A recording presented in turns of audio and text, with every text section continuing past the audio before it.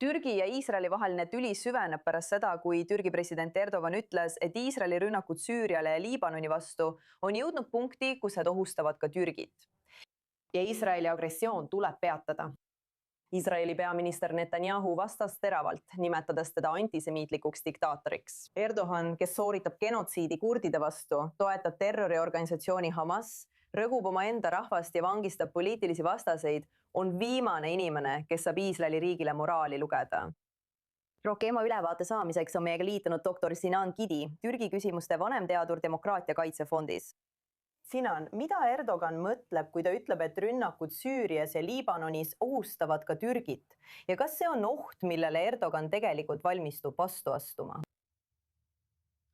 Jah, ma mõtlen, et on ainult teatud piirini võimalik retoorikat ülistada ja levitada, enne kui see muutub poliitikaks või see retoorika kujundab arusaamu ja seejärel õhutab tegutsemist. Lõppkokkuvõttes on asi selles. Vaata, me oleme kuulnud, kuidas Erdogan ütleb selliseid sõnu ja lausub selliseid avaldusi pidevalt, eriti alates 7. oktoobrist.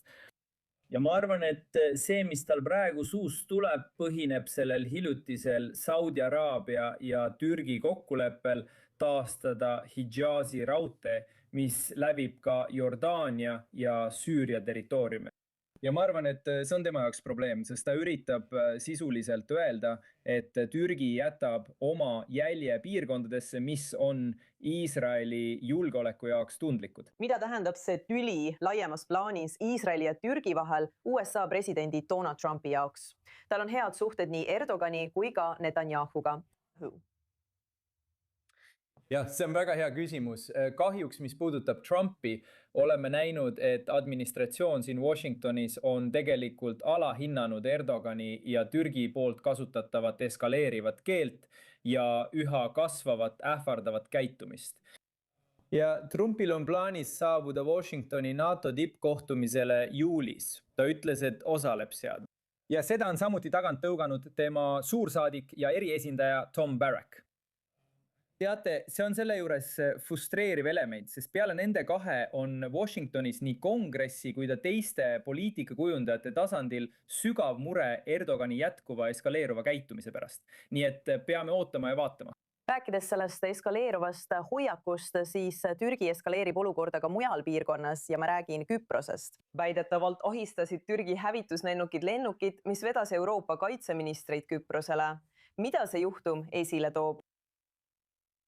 Õige, ma arvan, et see tuleb tõesti päevakorda enne NATO tippkohtumist. Me näeme, kuidas Türgi näitab jõudu ja poseerib justkui öeldes, vaadake, me võime olla selles piirkonnas strateegiliselt isoleeritud, arvestades kasvavaid sidemeid iisraellaste, küproslaste ja kreeklaste vahel.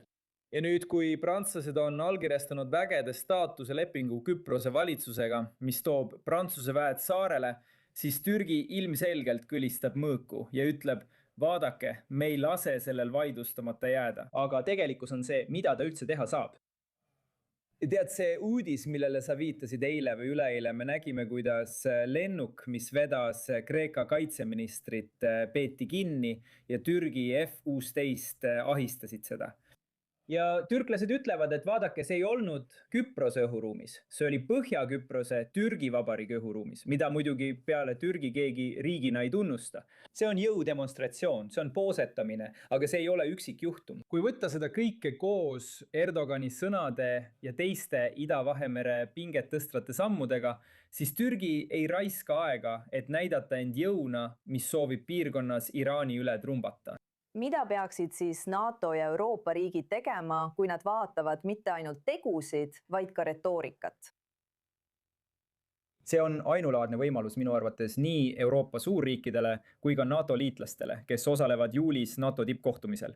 Aga isegi enne seda tuleb öelda, vaadake, kehtestage reeglid, lugege neile sõnad peale ja öelge, vaadake, te võite olla NATO liitlane, partner ja meie. Meid huvitab koostöö teiega seoses ähvardava Venemaa ohuga, mis varjutab Euroopat. Aga me ei lepi teie vaenuliku ja sõjakalt käitumisega piirkonna olemasolevate liitlaste suhtes. Me ei saa tolereerida sõda Kreeka, Küprose ja Iisraeli vahel. Ja teie, sest soovite justkui ümber vaadata nii mere kui ka territoriaalseid piire selles piirkonnas. Ja tegelikult püüate end Süüria kaudu Lähis-Idasse suruda kui järgmine juhtiv jõud, kes saab kõike otsustada. ja teate, Erdogan ütles hiljuti oma parlamendirühma ees, et Iisraeli tuleb peatada. Ja ilmselgelt pälvib see palju tähelepanu ja meediakajastust. Aga kui Euroopa ja NATO juhid ei astu välja ega loe neile sõnu peale, siis kardan, et Erdogan jätkab oma sõjakate avaldustega ja liigub edasi vaenuliku retoorika ning võib-olla ka tegudeni.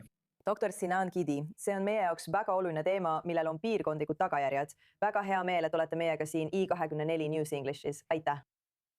Aitäh!